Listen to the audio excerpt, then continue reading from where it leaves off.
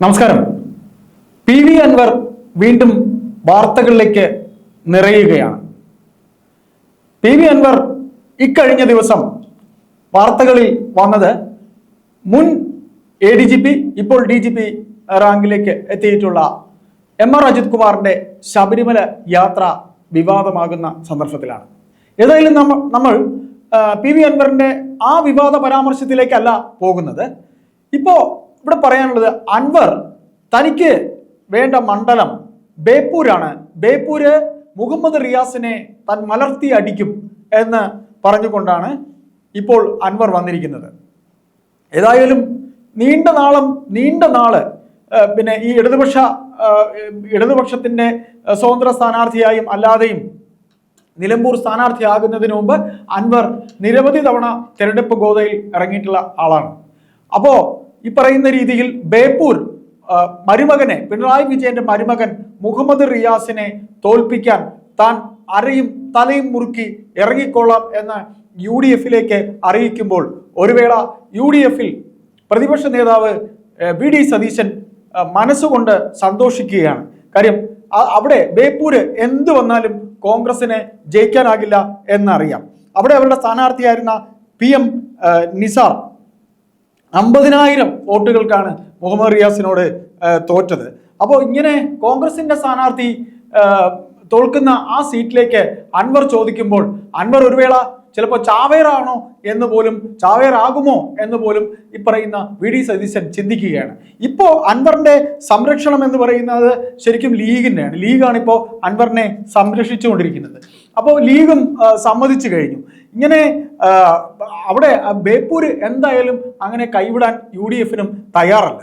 മുഹമ്മദ് റിയാസിനെ തോൽപ്പിക്കുക എന്നുള്ള ആ ഒരു ദൗത്യം ഏറ്റെടുക്കുമ്പോൾ ഒരു വേള ബേപ്പൂരിൽ റിയാസിനെ ഈ ദാവൂദ് ഗോലിയാത്തിനെ തൂക്കി തറയിലടിച്ചതുപോലെ, ദാവൂദ് ഗോലിയാത്തിനെ തോൽപ്പിച്ചതുപോലെ റിയാസിനെ തോൽപ്പിച്ചാൽ അതൊരു തിളക്കമാർന്ന ജയമല്ലേ എന്നുള്ളതാണ് അൻവർ ചിന്തിക്കുന്നത്. ഏതായാലും അൻവർ ബേപ്പൂരിൽ അദ്ദേഹത്തിന്റെ പണി തുടങ്ങിക്കഴിഞ്ഞു എന്നാണ് പറയുന്നത്.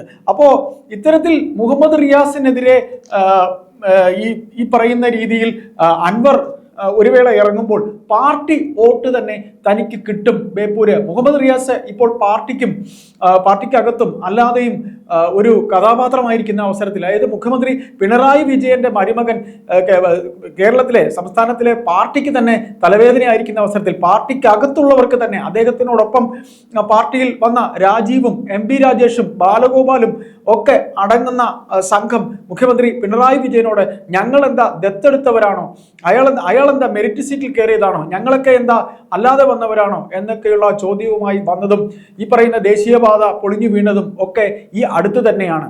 ഏതായാലും മുഖ്യമന്ത്രി പിണറായി വിജയന് അനഭിമത, അതായത് അദ്ദേഹത്തിന് ഏറ്റവും ഇഷ്ടമായിരുന്ന ഒരു കൂട്ടം, അതായത് അദ്ദേഹത്തിനെ ഈ കാണുന്ന രീതിയിൽ മുഖ്യമന്ത്രിയാകുന്നതിനും നീണ്ട 15 വർഷം പാർട്ടി സെക്രട്ടറി പദത്തിൽ ഇരിക്കുന്നതിനും അവരൊക്കെ തന്നെ അവരുടെ തോൾ കൊടുത്ത് കയറ്റിവിട്ട നിരവധി യുവ നേതാക്കൾ ഈ പാർട്ടിയിലുള്ളപ്പോൾ അവരെ എല്ലാം മാറ്റി നിർത്തിക്കൊണ്ട് മരുമകന് ഒരു സ്ഥാനവും മറ്റും കൊടുക്കാൻ ശ്രമിക്കുന്നതിൽ ഈ MP രാജേഷ്, ബാലഗോപാല്, രാജീവ് തുടങ്ങിയുള്ളവർ പരാതി പറഞ്ഞിരുന്നു. സംസ്ഥാന സമ്മേളനം കഴിഞ്ഞ അവസരത്തിൽ തന്നെ CC-യിലേക്ക് മരുമകനെ കുത്തിക്കയറ്റാൻ തീരുമാനിക്കുമ്പോഴേക്കും PK ശ്രീമതിയെ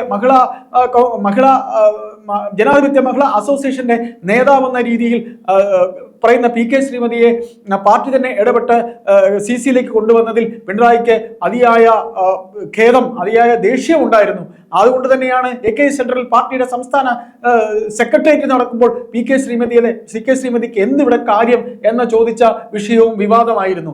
ഏതായാലും ഈ പറയുന്ന രീതിയിൽ മന്ത്രിസ്ഥാനം പോലും വിജയരാഘവന്റെ ഭാര്യയ്ക്ക് വേണ്ടി ബിന്ദുവിന് വേണ്ടി പിണറായി വിജയൻ വാദിക്കുകയും മുഹമ്മദ് റിയാസിന് വേണ്ടി വിജയരാഘവൻ വാദിക്കുകയും ചെയ്തിട്ടാണ് റിയാസ് മന്ത്രിയായതും റിയാസിനെ മന്ത്രിയാക്കിയതിലെ നാടകവും ഒക്കെ നാം അറിയുന്നത്. റിയാസിന് വേണ്ടി വിജയരാഘവൻ സംസാരിക്കുന്നു, മന്ത്രി ബിന്ദുവിന് വേണ്ടി പിണറായി വിജയൻ സംസാരിക്കുന്നു. അങ്ങനെയാണ് ഈ രണ്ടുപേരും മന്ത്രിസഭയിലേക്ക് എത്തുന്നത്. എന്നാൽ ഈ പറഞ്ഞ രണ്ടുപേരും മന്ത്രിമാരെന്ന രീതിയിൽ തീർത്തും പരാജയമാണെന്നും റിയാസിന് ഇപ്പോ പേര് റീൽസ് റിയാസ് എന്നുമാണ് ഇപ്പോൾ കേൾക്കുന്നത് എന്നാണ് അങ്ങനെയാണ് ഒരു പേരാണ് ഇപ്പോൾ കേൾക്കുന്നത്. റീൽസും മറ്റുമൊക്കെ എടുത്ത് അങ്ങനെ ഒരു എന്തോ പറയാ അറിയില്ല, തുടക്കത്തിൽ കുറെ ആരംഭ ശൂരത്വം ഒക്കെ കാണിച്ച റിയാസിനെ ഏതായാലും പാർട്ടിക്ക് അഭിമതമല്ലാത്ത ഈ അവസരത്തിൽ ബേപ്പൂര് 50,000 വോട്ടിന് കഴിഞ്ഞ തവണ കോൺഗ്രസ് സ്ഥാനാർത്ഥിയെ മലർത്തിയടിച്ച റിയാസിനെ ഒരു വേള തോൽപ്പിക്കാൻ ഞാൻ ഇറങ്ങാം എന്ന് പറയുമ്പോൾ ലീഗ് ഈ പറയുന്ന PV അൻവറിനെ കൂടെ നിർത്തിയിരിക്കുന്ന ലീഗിന് അദ്ദേഹത്തിന് ഒരു സീറ്റ് കൊടുക്കുന്നതിൽ ഒരു തലവേദന ഉണ്ടാക്കാൻ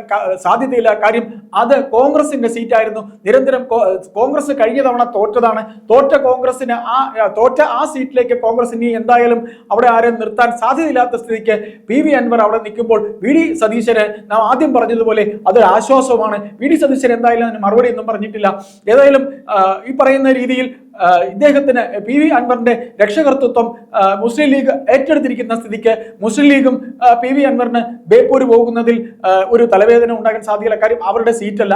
അപ്പോൾ UDF ഏതാണ്ട് ഇനി വരുന്ന നിയമസഭാ തെരഞ്ഞെടുപ്പിൽ ബേപ്പൂര് പറയുന്ന മുഹമ്മദ് റിയാസിനെതിരെ മത്സരിക്കാൻ, പാർട്ടിക്ക് അഭിമതനല്ലാത്ത മുഹമ്മദ് റിയാസിനെതിരെ അൻവർ മത്സരിക്കുമ്പോൾ പാർട്ടി അഭ്യുതകാംക്ഷികളുടെ അല്ലാതെയുള്ള വോട്ട് തനിക്ക് കിട്ടുമെന്നും ഒരു കുറഞ്ഞ ഭൂരിപക്ഷത്തിനാണെങ്കിലും ഈ പറയുന്ന റിയാസിനെ നിയമസഭ കാണിക്കില്ല എന്ന ഒരു വാശിയോടെ അൻവർ ഇറങ്ങുമ്പോൾ ബേപ്പൂർ തീർച്ചയായിട്ടും തീപാറുന്ന മത്സരം ഉണ്ടാകും എന്ന് തന്നെ നമുക്ക് കാണാം. അവിടെ നമുക്ക് കാണാൻ കഴിയുന്നത് പാർട്ടി അനുഭാവികളും ഈ പറയുന്ന പിണറായിസത്തിനെതിരെ പോരാടുന്ന ഒരു കൂട്ടം പേരും പിണറായിയുടെ മരുമോനിസത്തിനെതിരെ പോരാടുന്ന ഒരു കൂട്ടം പാർട്ടി അനുഭാവികളും പാർട്ടിക്കാരും തമ്മിലുള്ള മത്സരം. അതായത് അൻവറിനോടൊപ്പം പാർട്ടി അനുഭാവികളും അനുയായികളും മുഹമ്മദ് റിയാസിനോടൊപ്പം പിണറായി ഭക്തരും പിണറായിയുടെ പാദസേവകരും തമ്മിലുള്ള ഒരു മത്സരമായിരിക്കും ബേപ്പൂരിൽ നടക്കാൻ പോവുക. പിണറായിസത്തിനെതിരെ അൻവർ നടത്തിയിരുന്ന പോരാട്ടത്തിന് ഒരു വേള അവിടെ കടക്കൽ കത്തിവെക്കുന്ന, അതായത് അവിടെ ഒരു കത്തിവെക്കൽ പിണറായിസത്തിനെതിരെ അൻവറിന് നടപ്പിലാക്കാൻ കഴിയുമോ എന്നുള്ളത് നമുക്ക് ഇനി ഈ വരുന്ന നിയമസഭാ തെരഞ്ഞെടുപ്പിൽ ബേപ്പൂരത്തെ ഫലനിർണയത്തിലൂടെ അറിയാൻ കഴിയും. ബേപ്പൂർ ഇപ്പോഴേ തന്നെ അൻവർ തന്റെ പണി തുടങ്ങിക്കഴിഞ്ഞു.